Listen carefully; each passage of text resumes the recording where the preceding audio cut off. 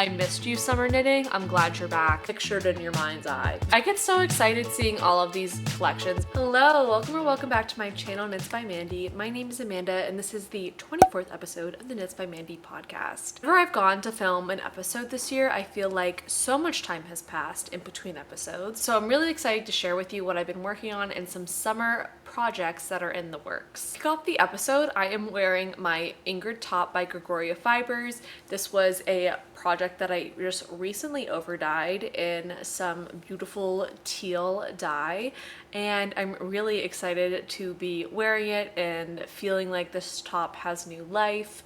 I've already worn it more, I think, than I have in the past before I dyed it. So that's good. I don't know why I'm talking like that. So that's been all well and exciting. The first two projects that I have to share are finished objects from my Knit Flip spring series, where I was refreshing existing items in my hand knit wardrobe. The third and final episode went live a week ago, 2 weeks ago. All to say is that they're all available if you missed any parts for you to watch, maybe in a nice episodic manner, you know, a little hero's journey of me redoing my hand knits. The kind of quick and dirty update was that I added some length to my very v-neck raglan. The updates I did on this sweater were very simple. The first was that I added some length to the sweater. You can't really tell, but I probably added about 1.5 inches of length just so that it wasn't so super duper cropped. It's still a pretty cropped sweater, but I like that about this sweater. It's kind of good as a seasonal transitional piece. I get a lot of wear out of it in the spring and the fall. I just, of course, redid the bind offs, and then I did the same thing with the sleeves, where I reknit the cuffs and redid the bind offs as well. Super simple, detailed whole vlog is on my channel if you're curious. There's really not much more to add, except it was just a really easy fix if you are wanting, I don't know, to just like change and modify things quickly. You can do it. I believe in you. This is the third sweater that I made, and I definitely wear it the most out of any of my early days sweaters. So I'm, you know, excited to breathe life back into it because I love her, and I love the Noro yarn. I love the colors. So that's my little very v-neck raglan. A quick update. The next piece is my Lento sweater, which I'm really glad I have the AC on right now because it's gotten hot here in the District of Columbia. But my Lento sweater is done, and I'm very happy with it. I'll try it on briefly. I had originally used this yarn to knit the Whitmore cardigan, and I decided I didn't like it. And so I frogged it, which was a very fun process, and I knit it back up as a Lento sweater. This sweater, as it compares to the Whitmore, is very different and like all things other than they're both sweaters. The Whitmore was a circular yoke lace cardigan knit on 4mm needles, and this is a raglan sweater knit on 6mm needles, which was fun and breezy and kept me motivated to keep going. I've talked about how I haven't had as much time to be knitting this year, and so doing something that I can knit on a big gauge without necessarily making a bulky sweater was kind of the perfect project for me in this stage of my life. It also helped me make the mohair work for me. It's hot where I live, and it stays warm into the fall, and sometimes the weather doesn't even get that cold in the winter. It gets cold, but not like bone-chilling Nordic temps like a lot of, I think, the Scandinavian knitting artists and designers that use a lot of mohair, use a lot of holding strands together and like 3 strands. Like it's not for my climate. They put pavement over a swamp, and now I live here. So that's what I'm dealing with. Anyway, I'm still very happy with the sweater. I haven't gotten any wear out of it because of the weather, but I think it'll be a really fun early spring, early fall, winter piece. As you can see, it's kind of sheer, and you can kind of see that in my Instagram posts as well, which I like to have as like an option, as a little like fun little peekaboo moment, a little or I can just like put a tank top on and you don't see that. The few things that I did different here with the Lento, I did end up knitting I believe the size 3 or the size medium. And I ended up adding about 2 extra raglan increase rounds to increase the yoke depth and give a little bit more positive ease on the body. And I also only did 3 sleeve decreases. So you get this really nice straight sleeve, which I think is more my style. I think it gives the sweater a more modern look. Part of what I really didn't like about the Whitmore cardigan was the tapered sleeve, especially in a mohair. I don't need things like on my wrist. And I'm really happy with how it turned out. I also made it a little cropped. So this is, that's my waist, but like it hits really at my natural waist, which is where I've learned I like my clothes to hit me. And I'm glad I got to take part in making a really popular sweater. The pattern was very clear, it's easy, and it also fits well. So there is some short row shaping at the beginning, I believe, that helps shape the neck so you know, account for the difference between your back side and your front side, which is always appreciated because we are not rectangles. I don't know if you knew that or not. Again, talked a lot about this, documented the entire process. It's there if you want to watch it. And although I'm really happy with this, I'm really excited to take it off and start talking about some other things that I've been making. The next item that I made since I last seen you was a gift. I was in Pittsburgh. Again, that's another thing. Every time I film, I feel like I have had visited my family, which is a really good thing. Over the holiday weekend, I visited family in Pittsburgh, and my mom's birthday and Mother's Day in America is in May, and I wanted to knit her a gift. I have knit the Sophie shawl, and she's always complimented me on it whenever I wear it. So I decided to pick up some yarn at Looped here in DC and knit her up a little Sophie shawl for her to have so we could match. Let me grab it. I want to show you because I like kind of made them complimentary if we ever want to like really be winning. I'll show you. This is my Sophie shawl. It's made out of Magpie Fibers Swanky DK in Bougie Beaver, and Swanky DK is an MCN merino nylon cashmere base. And I made this last winter, and I honestly get so much wear out of this. It's great for living in a more temperate area like I do because it can be very transitional, but it's still enough to keep your neck warm when you need it. And my mom is also an older woman who gets warm. I think we are just warm women in general, but you know how that goes. So she doesn't need like really, really heavy woolly like items. So I went to Looped. I didn't have a specific yarn in mind. I knew that they don't carry Magpie, and I wasn't making it up to the Magpie store anytime soon. I needed something quick. So I picked up, brand is Omani, and I believe the yarn is called Santi. Cute! How cute! This yarn is made in Peru. It is made with 45% ultrafine merino, 25% baby alpaca, 15% yak, and 15% mulberry silk. I knit her a similar one. This is like the smallest size because it's like an indoor-outdoor scarf. Do you remember indoor-outdoor scarves of the early 2000s? Because I do. But anyway, a light scarf. I have an extra skein, which I don't know what I'll do with yet, but I'm sure I'll find a good use for it.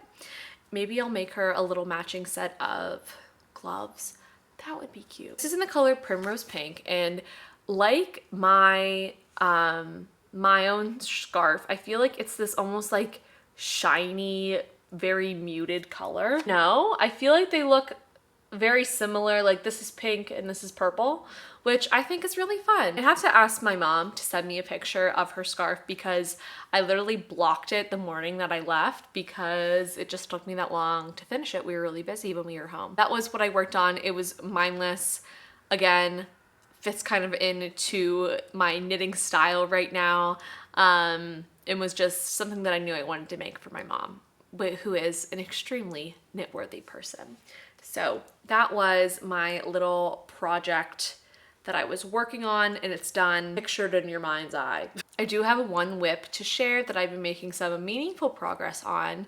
And as you all may know, if you've been watching my podcasts this year, I've been on a little kind of mini buying stashing quest because I want to make a really large blanket. I'll get to those. I do have more minis to show, but I told myself that I want to work from stash as much as I can because I'm spending really kind of all my yarn money on minis, which is great, but then I don't have, you know, extra yarn to buy stuff for new projects or like buy new yarn. But I do have a lot of leftover yarns from last summer that I can start working on tops with in the meantime. And if I really, really fall in love with an idea of something, it's way more easy, I think, to find a budget cotton linen yarn that is like decent than maybe like a merino that's not scratchy. So I'm not too worried about it. Anyway, last year I had purchased some creative tweed while I was in Pittsburgh at Moon and Yarn Craft Room. And this is what I have left of it so far. I feel like this was popular a while ago. I haven't seen too many people using it recently, but it's basically this color changing tweedy thread. I don't even know if you would call this a lace weight, that you can hold with other yarn. And I had this vision last year of making a vacation vest with this held together with a white yarn. I started it, but I didn't get around to it by the time, like it was like September by the time I got to this, and I was just like ready to make some fall stuff. But I'm really excited that I got to pick it back up, and I'm knitting it together with cotlin from Knit Picks or We Crochet in the colorway Swan, which is their white colorway. I like this yarn. I don't mind the tactile feel of it. I'm not someone who's bothered by the dryness of a plant-based fiber, but I will say that if you're wearing like black leggings or black pants, or if you're wearing another color, whatever, like the little fibers from this do kind of rub off on whatever you're wearing. So just so you know. However, I think it's a really good, again, like budget option for a summertime yarn that like doesn't make you cry with how dry that it is. That's the Swan. Hold it together with the creative tweed, and I'm making, did I already say, I'm making the vacation vest by Park Knit, and I have pretty good progress so far. So I created the back panel, I cast on the shoulders and did the v-neck, and now everything is one piece. I have armholes, and I'm knitting it down. I have like, I think only 6 inches to knit, which isn't too bad. This is what the fabric looks like all together. I wanted to make it this month in honor of Pride Month because it's rainbow and colorful. And when I go to Pride events, this is what I want to wear. I want to wear my rainbow vacation vest. So I need to pick up the pace, but I'm very excited about this. And outside of Pride Month, I think it's still a really fun, like colorful knit, which I like to take summer knits to be a little bit more adventurous, kind of out there with color and play that way. And I think this is a really fun way to do it. So the tweed has these really like saturated colors. It goes everywhere from black to this like cerulean to purple to orange, yellow, pink, and of course it has little tweedy bits. I actually think I would like it more without the tweed, if I'm being honest, but it's been fun to work holding these together.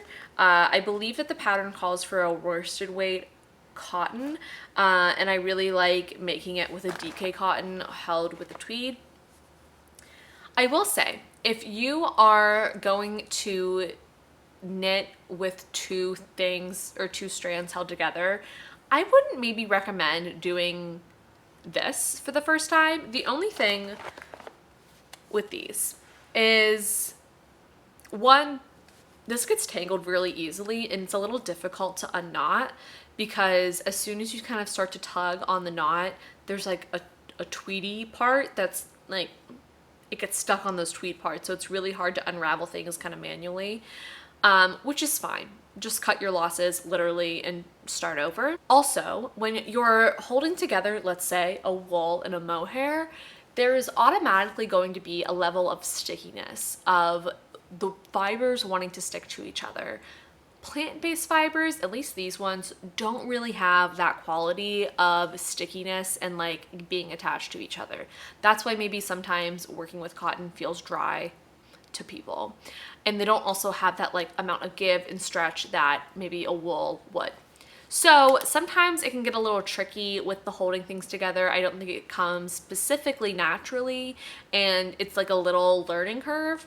You probably could do it. You should just probably gauge swatch. I wouldn't say like don't do it, but like maybe gauge swatch, try it out, see how it feels. I feel like this is more like thread. It's less yarn than it is thread. Or no, yeah, it's not really yarn. Actually, let me try this on because I haven't tried it on yet. This is the thing with trying on like summer knits. You're like, okay. So it's a little bunched up. The original pattern calls to have this vest closed with like hidden hook and eyes, but I think it'd be really cute to have little I-cord ties. So I might try that first, and if I don't like it, I can do the hook and eyes, but I think that'll be really cute. So I'm a little scrunched here, and this is gonna grow a lot in blocking, but I think we're looking pretty good for size. Cute. These armholes are deep. So I think for the armholes, Park mentioned in the pattern, like doing a crochet chain, that might be something that I do because there is a little border. It's kind of, oh, there we go. We have a lot more sizing there. There's a little border running on here and here, but it's knit along with the piece, so it's knit in the same size needle, so you don't get like a, you know, you don't get a cinching effect around the armhole. So that's something to think of. But other than that, I've had a really fun time knitting this. This isn't the first Park knit pattern I've made. I actually made the bovine tank a while back. I think her patterns are really clear, and I think this is just a cute, fun pattern for summer that you can either make it kind of like fun and poppy in fun colors, or it can be like a really kind of like classy, beachy, coastal grandmother, dare I say, kind of pattern. So very versatile, very exciting for summer, and really excited that this is my first knit of the summer. It feels also really good just to be back in summer knitting, and there's something that I remember that's so gratifying about it, of like making things very quickly, not having to knit sleeves. I missed you, summer knitting. I'm glad you're back, until you like burn me like you did last year a little bit. I'm feeling good, feeling excited about all the fun little tops that I can make. Give me all of the fun little tops. That's all I want to be doing this summer when I'm knitting. I can show you some acquisitions. It's more mini skeins for my future Stella quilt blanket.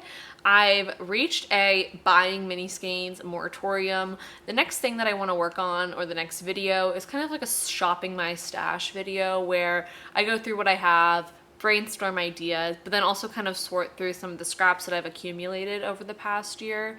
I was cleaning my apartment this weekend because we had company, and I was like shoving everything in to my yarn ottoman, and it was feeling full. So I definitely want to get into my yarn stash and kind of like weed things out, get things sorted, and kind of start conceptualizing what this blanket might look like as far as the colors.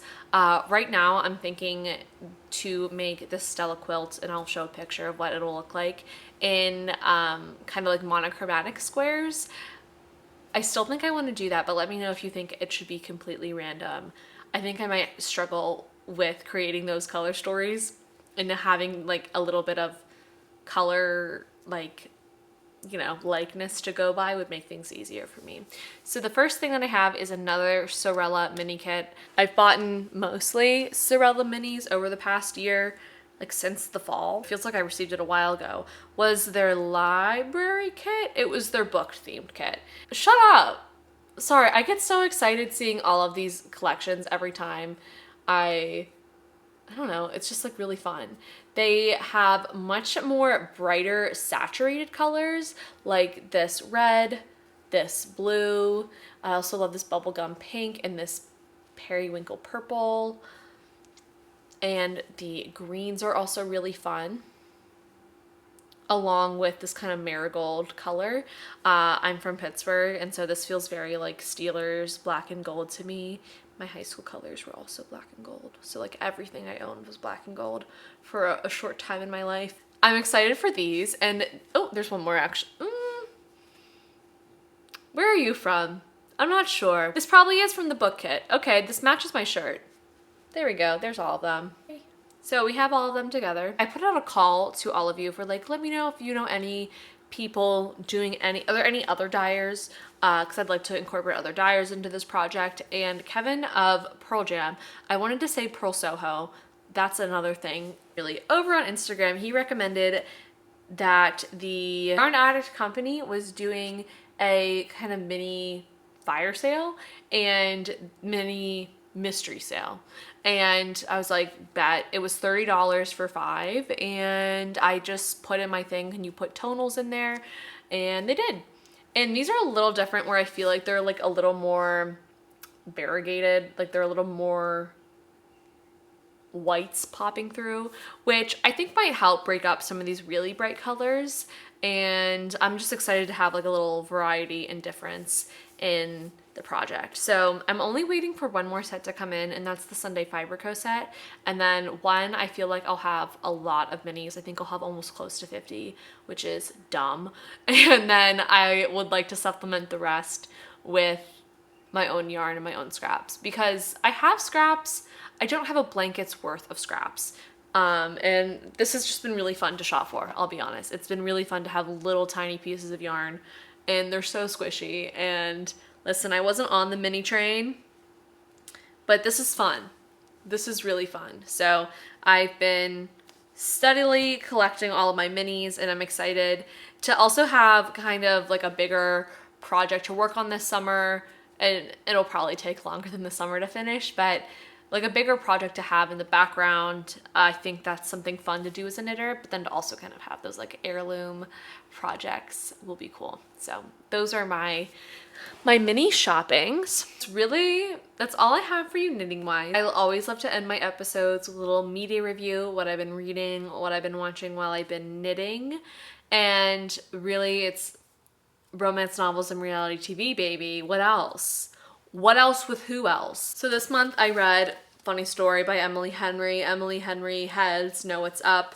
She just writes a really good summer classic novel, classic rom-com. This book is all about Daphne, who moves to Michigan with her fiance, and he breaks off the wedding to get married to his childhood best friend.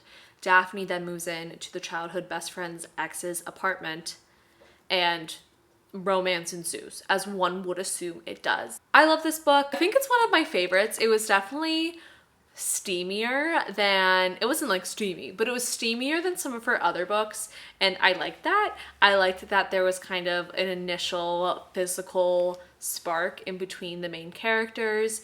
I also love that Emily Henry creates these like rich town scenes that I'm sometimes like, do these places exist in America? They probably do. And again, I also read Tom Lake by Ann Patchett, so I read 2 books in a row about Michigan in the summer, which I hear is gorgeous. Never been, but it takes you through this beach town in like Michigan. Everywhere that she takes you in her books, you just want to go there, and that's an enjoyable experience. That feeling of escapism, but feeling also that like the world is fleshed out well. I liked it. It honestly, for a book like this, it does not take me a lot to be into it, to be engaged. I like the element of the escape, that I can often kind of look over things. I liked the character. I really liked the love interest. Sometimes her main characters are like a little too neurotic for me. Or they're a little too, like the main character in Book Lovers, I was like, I don't relate to this woman at all. Like, I could not relate to a woman who never cries, ever. I cry all the time. I cried on my way to therapy listening to Fiddler on the Roof today. It got to me. Anyway, overall, I enjoyed this book. If you like Emily Henry, you'll like this book. If you want a fun summer read, you'll like this book. It's a funny story. We can wrap up by talking about a little bit of reality television. I actually don't think there's a lot to say about Vanderpump Rules that I haven't said already, which ended. All I can say, really, is that Sheena and Lala kind of looked like fools during the reunion. I just don't feel sympathy towards either of those people. Like, you can't make me hate Katie Maloney and Ariana. That's all I have to say about Vanderpump Rules. It'll be interesting to see what happens with the show. I do think a little break will be good. Maybe they can like think of other things to do with their plot lines. I'm like watching it with one eye. Now, on Summer House, we have finally seen the whole like downfall of Carl and Lindsay, which I was listening to Watch What Crappens, which is a Bravo podcast, and they kind of compared how like Ariana like doesn't really want to talk or like address or really feed in to Sandoval as a person or the Sandoval itself, whereas Carl and Lindsay kind of both want to talk about each other. But I think it's a really interesting case of people being so afraid of the public's reaction that what we're getting is so produced and not real, which I don't mind because they do break the fourth wall and you can like tell. And that's what I like about reality television, is where you can understand the real world that we all live in, where there are people on social media, cancel culture exists. I put that in quotes by like, I do think the amount of like vitriol and hate sent towards reality television stars is bizarre. Like, but I can get why in their position they would be afraid of it. You see this really play out with Carl in real time. You know that you can tell that he doesn't feel good about this relationship. He doesn't feel confident in it. The things that he says to Lindsay are like shocking. And then he gets like, he finishes and he's like, yeah, I'm just so afraid because she'll get to be the broken woman and I'll be canceled. Tell us how you really feel, Carl, genuinely. Like, I'm not really team Carl or team Lindsay. I think that they're both deeply flawed people who probably love being in the spotlight a little bit too much to really facilitate a healthy relationship with their cast members. And I don't think that they were really meant to be together in any way. And Carl just wants, I think they're people that actually are deeply insecure and they both need a lot of reassurance in different ways. And I think Lindsay needs someone to rely on and who will provide for her and like be a rock, because she's kind of like, and Carl needs a mommy. Like, he wants mommy really badly, I can tell. Which, whatever, do with that information what you will, but Lindsay's not the girl. You picked the wrong one. The scene where he's like, squeeze me harder.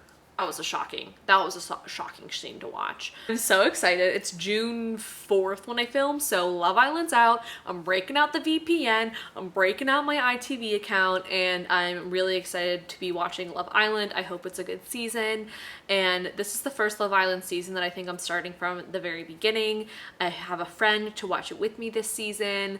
I'm ready. I'm ready for my summer of Love Island.